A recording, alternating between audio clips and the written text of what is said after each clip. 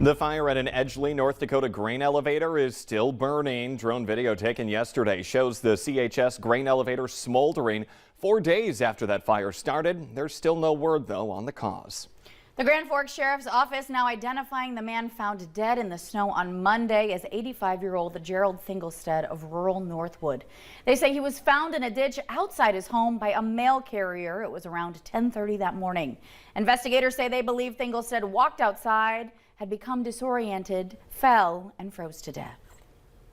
While it was a frightening ordeal for dozens of dogs being rescued and brought to Wisconsin, the plane they were all in had to make an emergency landing on a golf course near the town of Pewaukee.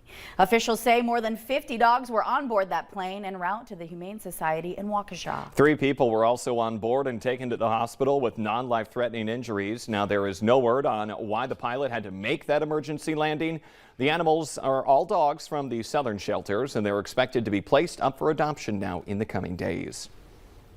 The merger is a go. Sanford Health is creating a new health system along with Fairview Health Services. They say this move will increase value through quality care and improved outcomes, improve the patient experience, and help support more affordable care.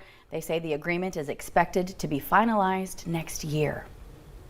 Well, it's a bizarre animal roundup in Ohio. A county sheriff's office says upward of 40,000 minks were released from their cages at a farm, and people in the area are using guns and traps to catch them. Yeah, that's a bizarre story. Officials believe that suspect destroyed fencing at the mink farm and then let the animals out of their cages. Officials warn that the ferret-like animals are carnivorous and they eat freshly killed prey, and they can also be a pest to livestock owners and homeowners alike. Well, they say they have the snow, but not enough staff. It's forcing a popular Minnesota ski resort to cut hours. We'll have that story. Plus, steering clear of the mother of all potholes. Yeah, you can't miss that one. Stay with us. You're watching The Valley Today.